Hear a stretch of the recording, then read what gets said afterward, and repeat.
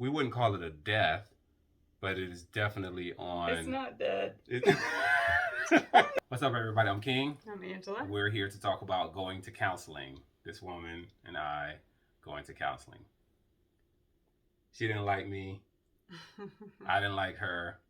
We decided to do something about it. No, seriously, relationships can take work, and we found a couple areas that we had points of friction that we decided, like, hey, let's smooth this out. Let's go see someone with a different opinion, someone with a different approach that could help us to see ourselves in the mirror and to see each other and help navigate through those things.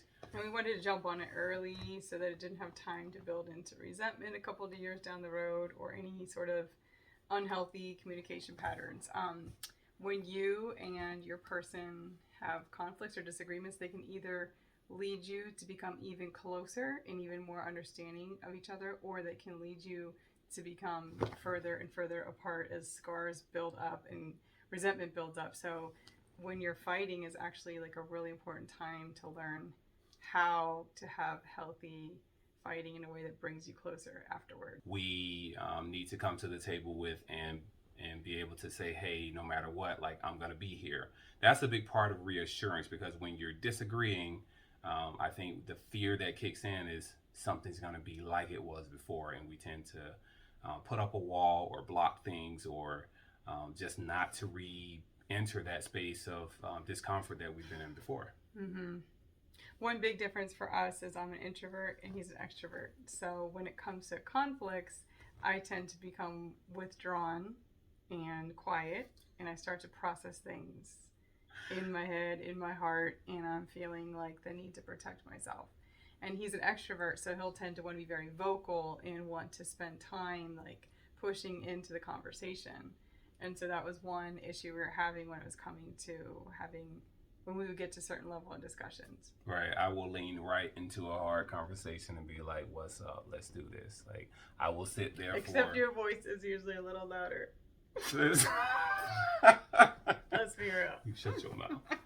Listen, doesn't matter. All right, my voice may be a little elevated, right? If you're delivering a speech with passion, you should have a level of an appropriate tone for that.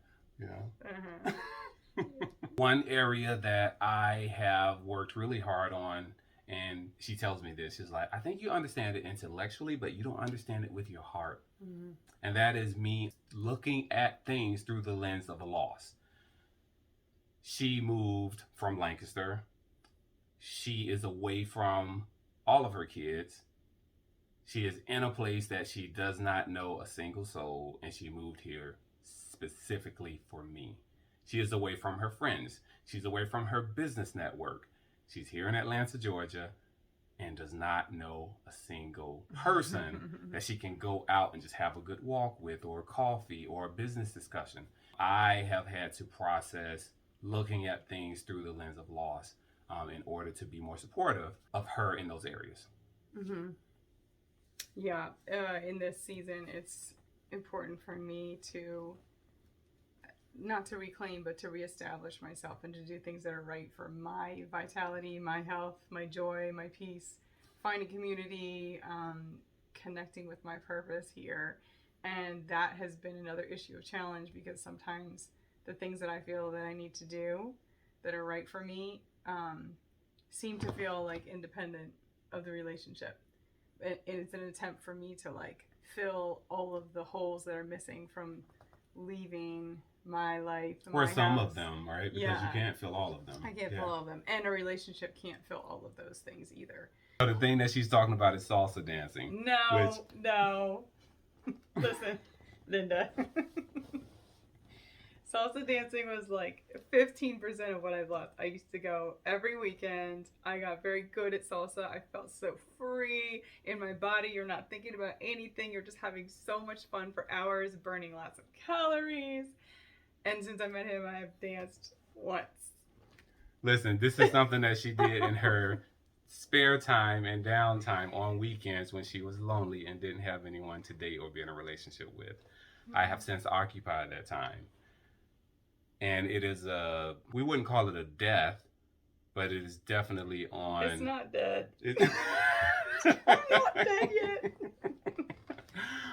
It's gonna keep resurrecting. Listen, babe. I'm trying to support this woman in her salsa dancing and her salsa desires.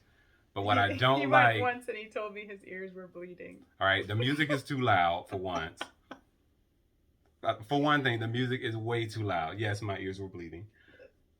The other thing is she has such a love and a joy and excitement that she gets outside of me. And I'm cool with that.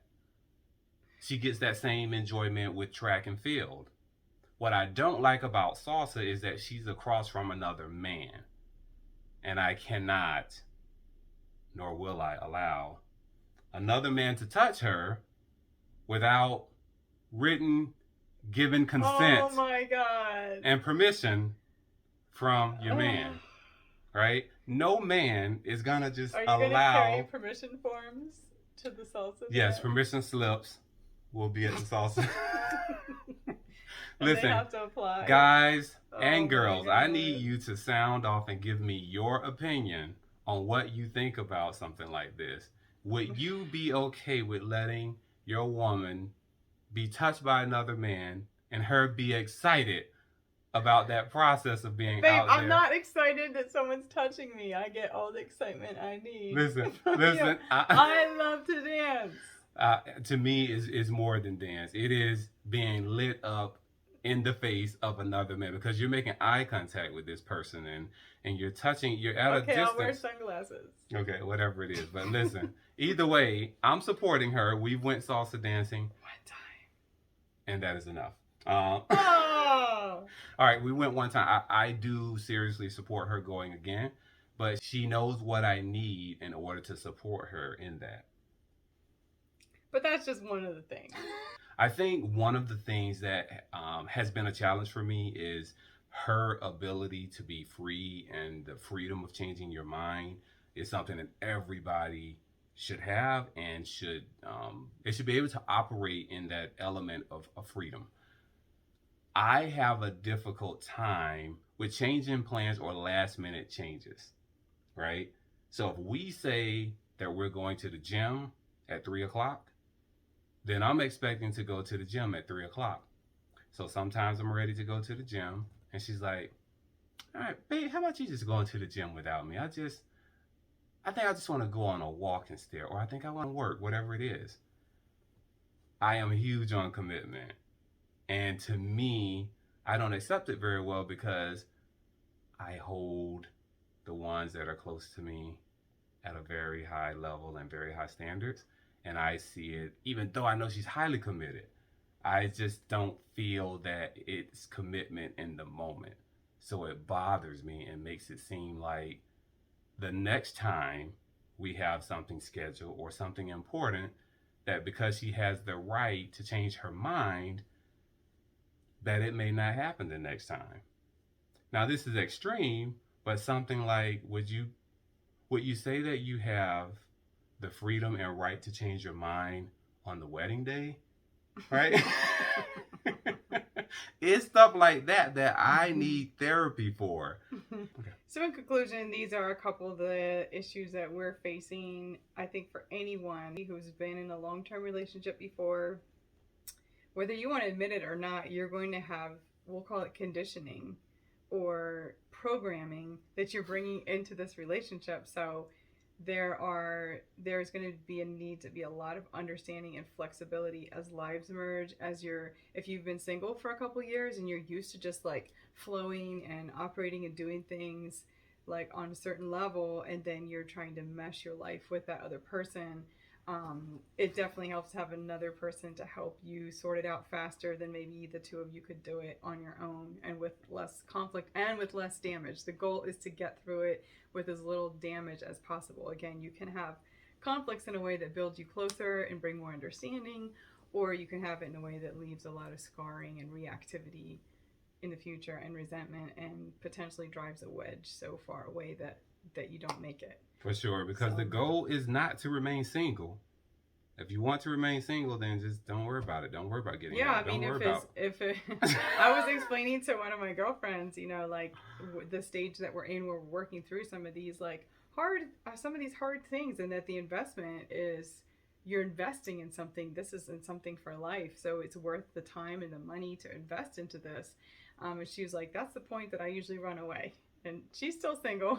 So if you are in that stage, get help as soon as you can. Like, there's nothing wrong with asking somebody to like help you navigate that, help you think of things, help you understand, help you get into each other's hearts in a better way than you can sometimes when you're stuck in your own patterns. I tell you, because your friend circle isn't always the right circle of people to go to. Mm-hmm.